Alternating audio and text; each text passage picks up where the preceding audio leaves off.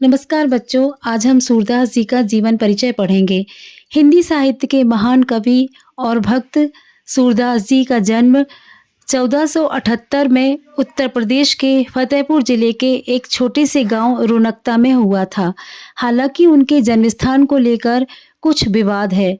सूरदास जी की अधिकांश काव्य रचनाएं ब्रज भाषा में हैं, जो कृष्ण की लीलाओं और उनके साथ भक्तों के भावनात्मक संबंधों पर आधारित हैं। सूरदास ने अपनी आंखों की रोशनी बचपन में ही खो दी थी, लेकिन उनकी दिव्य दृष्टि और भक्ति की शक्ति ने उन्हें महान कवि बना दिया।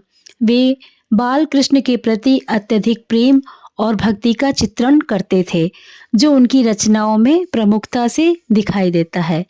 सूरदास के काव्य में विशेष रूप से कृष्ण की लीलाओं, रासलीला, गोवर्धन धारण और उनके जीवन के अन्य महत्वपूर्ण प्रसंगों का वर्णन किया गया है।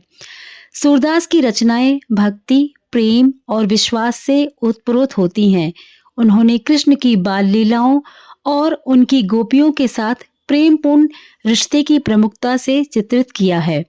उनका काव्य सरल और मधुर भाषा में होता था, जिससे आम जनता भी आसानी से जुड़ सकती थी। उनकी रचनाओं का संग्रह सूरसागर के नाम से प्रसिद्ध है। इसके अलावा उनकी रचनाएं साहित्य लहरी, सूरसारावली में सूरसागर ही सर्वाधिक लोकप्रिय हुई है।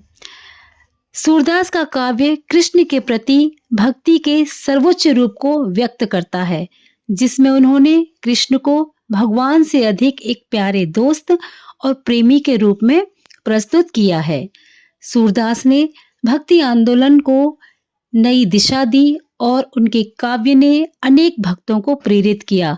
उनका कार्य केवल धार्मिक दृष्टि से ही नहीं, बल्कि साहित्यिक दृष्टि से भी अत्यंत महत्वपूर्ण है। सूरदास ने यह सिद्ध कर दिया कि साहित्य की सृजनशीलता और धार्मिक भक्ति एक दूसरे से जुड़े हुए हैं। सूरदास का जीवन और काव्य भारतीय भक्ति साहित्य में अमूल्य धरोहर माने जाते हैं।